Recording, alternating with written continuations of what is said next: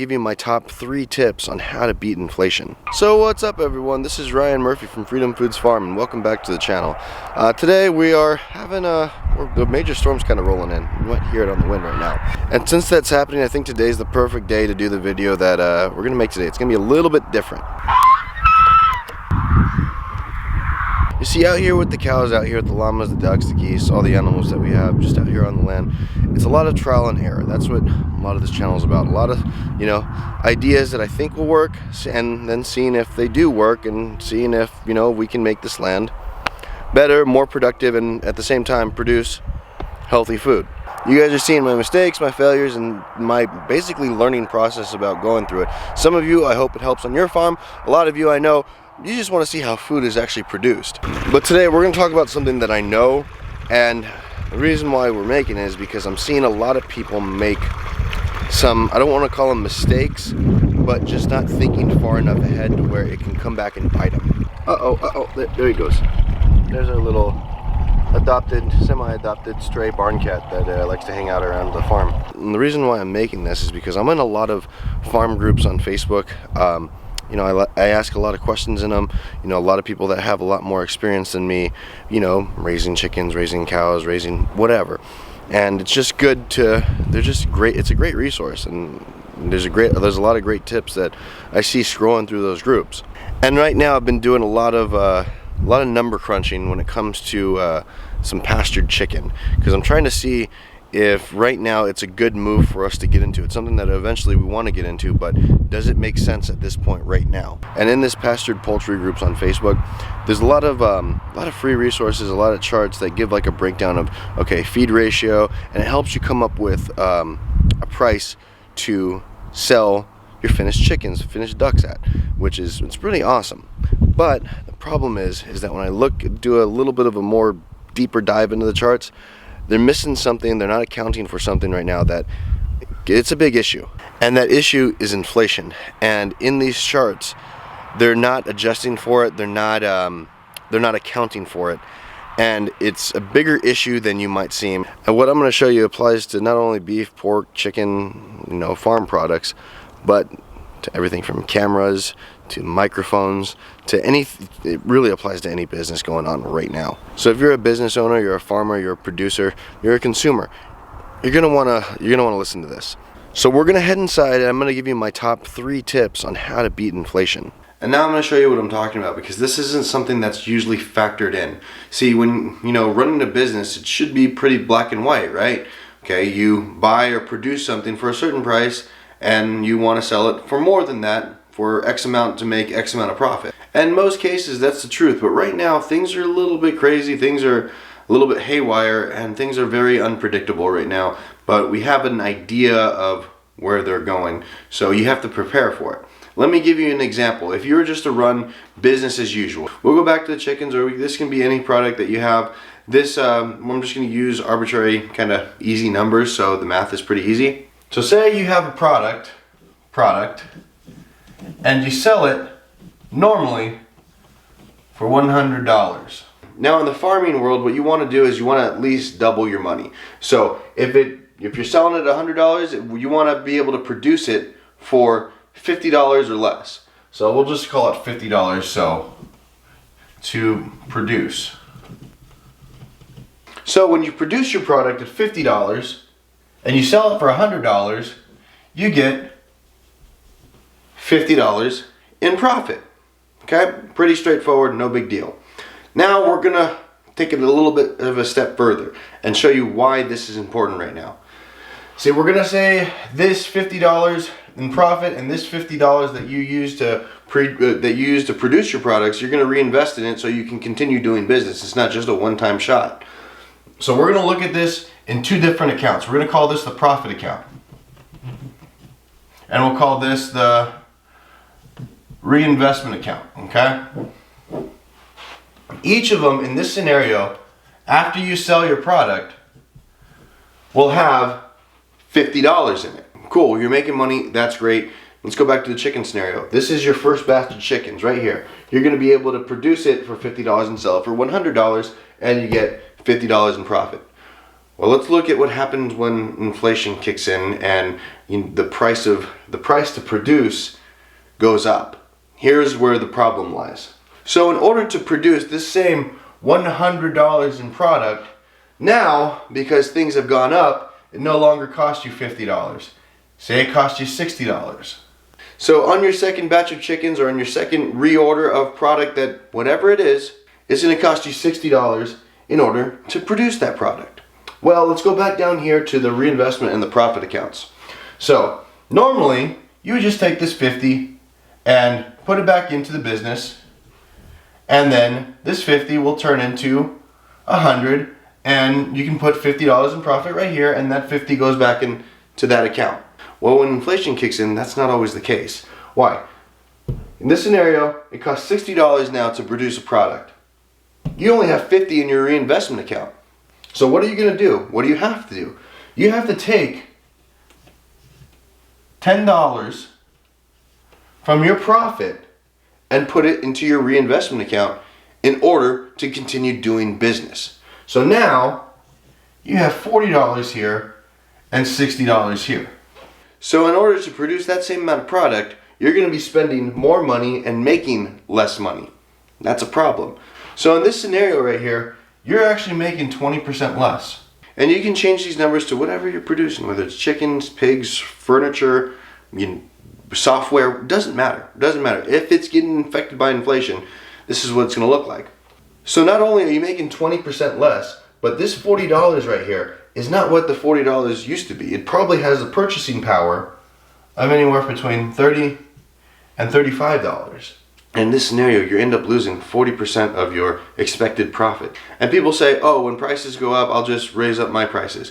You have to be able to beat it. You need to be able to be ahead. Why? Because if you don't, you're going to be down not only just the 20% that it takes to reproduce your product, but your business is not keeping up with inflation, so you're actually going backwards even more. So what's the solution to this problem? I'm going to give you 3 different ideas that hopefully you could implement in your business, and then I'm also going to be at the end going to give consumers, people that aren't business owners, an idea how they can kind of combat everything that's going on in the world. So we're going to play out this scenario again. Okay, right now it's costing you $50 to produce $100 in product. So again, to make $100 in product, it costs you $50 in order to produce it. But what I would do is talk to your suppliers, talk to your feed mill, and say, where do you think this is going and when? They probably have a better idea because they have their pulse on the market probably more than you do, and they'll be able to say, okay, we think at this point it's going to go here. So say they're telling you it's going to go to $60 in the next few months. What I would do automatically, I'd raise my prices. I'd go, if it's going to cost me $60 to produce a product, I'm going to have to sell it for $120. I'm going to have to do it. It's not out of greed. It's not out of, oh, I want to make more money. It's out of self-preservation, basically. So we'll run through what happens on that first batch. You're going to make $120, but now you're only spending $50 right off the bat. Okay? Big deal. So you're making $70 in profit. Of this $120, you're going to go back to your profit account. And you're going to put $60 in there. Your reinvestment account,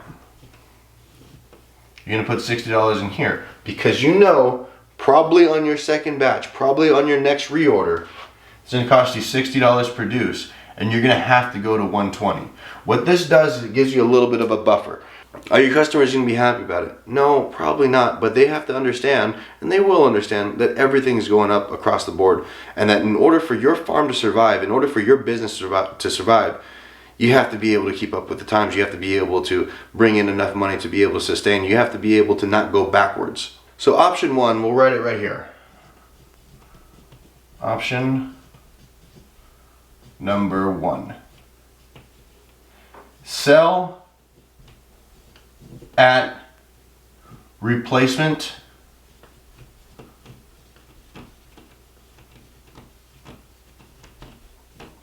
cost. You have to sell at replacement cost, because if you're only selling at what you're putting into the product, then that scenario is going to happen and you're actually making a lot less than you actually think you are. Now, some of you might think in that scenario, because you're going to have to charge more, your business might taper off a little bit, might go down, you might lose a customer here or there. And it might happen. But the reality is you have to remember this. I'd rather do nothing for nothing than do a whole lot of something and take risk for nothing. Option number 2 is that you partner with your customers and you work with them and they get on board and everybody wins. And that's to go with a CSA. In other businesses, this is like a subscription model, but this right here, we're talking about chickens, pigs, cows. We're gonna go with a CSA. And what this allows you to do is mitigate a lot of risk. And people starting up, this might be a good option for you, especially if you have a lot of contacts in your area. Do I think long-term a CSA is a good thing? It can be. I've seen it work for a lot of people, but it's not the option that I think we're gonna go. And why is that? Because in times of instability, you want to be able to create something stable. Now, in times of stability, when things are good, when the economy is doing really good, when you kind of know where things are going, here, I don't want to call it instability, but you can be nimble. Because here, you can play a little bit with the numbers. You can go up $1 or $2, you can go down $1 or $2 and say, okay, I want to be able to be paid for what I'm worth and not have to take a pay cut while also being fair to the customers. And they'll tell you when things get too high, and they'll also tell you when things get too low. Why? Because they'll clear you out. But right now, I don't think a CSA is a bad thing at all, and I think a lot of people are more open to it right now because what they can do is they can lock in their price and it stays. Because your customers are doing you a favor and you're doing them a favor, and they know right now is that if they spend $100 on a product, a few weeks, a few months from now, that same $100 in product might now be worth $120 in product. So they're getting a good deal, and you're getting a pretty good deal too, because your product is already sold, which is what you want, because in times of instability, you want stability. The only problem with the CSA is that you have to now be able to produce what you've already sold. Why is that an issue? Okay, let's just look at chicken for a second.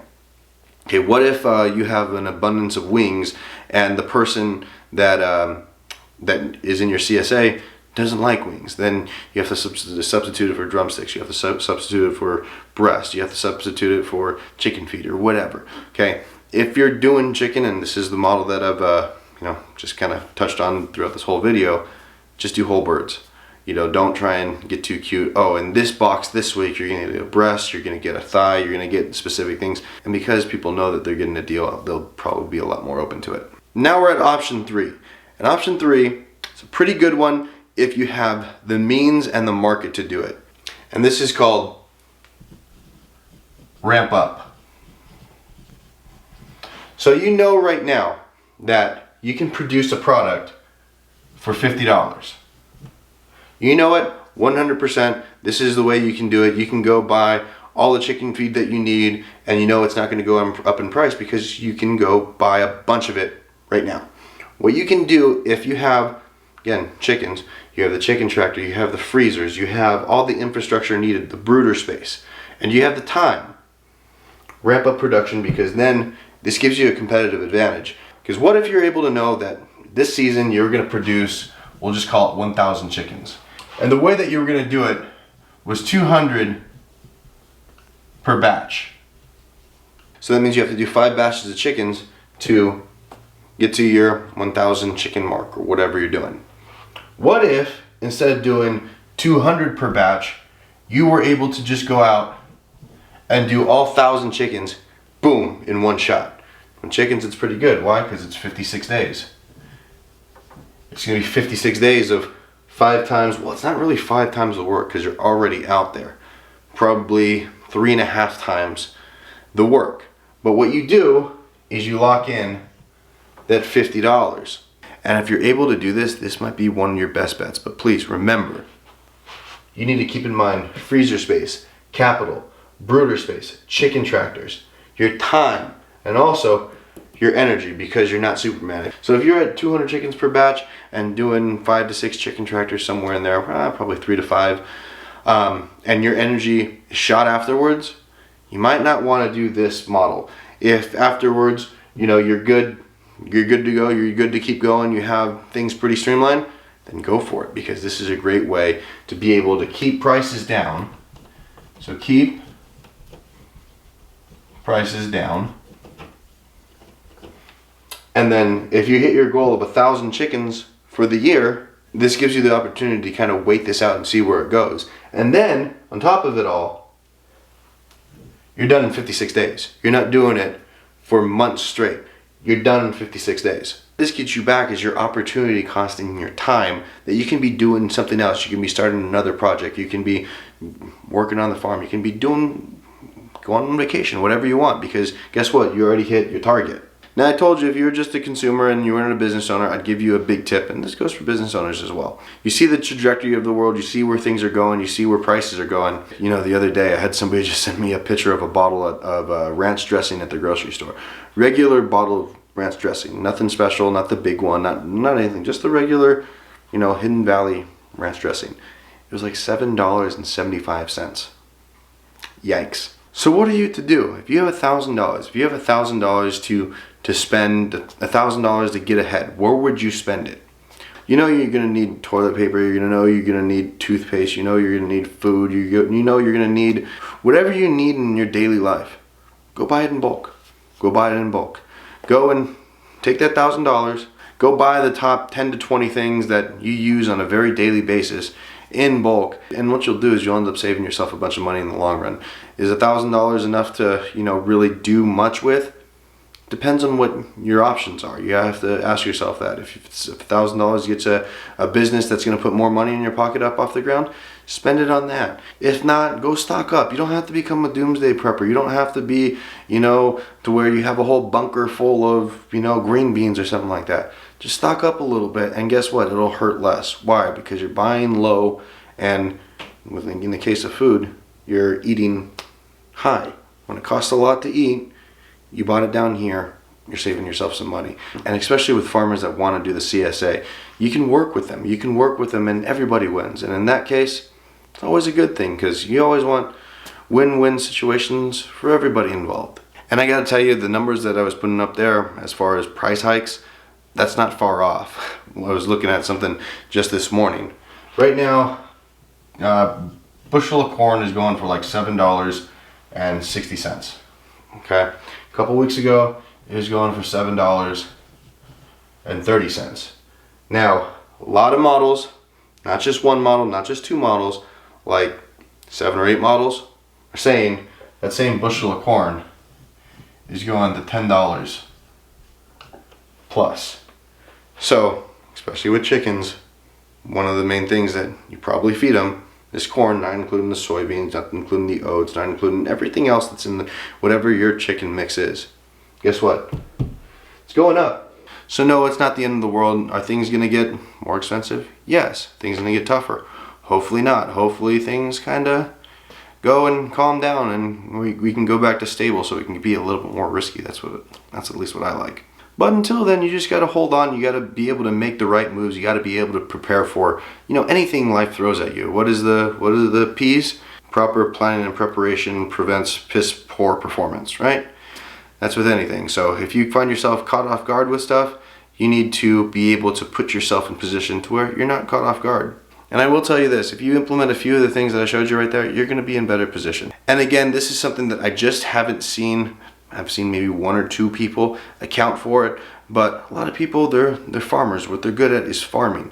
Business, it's not too terribly hard. It's, like I said in the beginning, it's buy here, sell here, and take your profit. But in weird times, you have to think a couple moves ahead, and hopefully you guys do that. So if you like videos like this, if this gives you a good tip, let me know, because I might do more.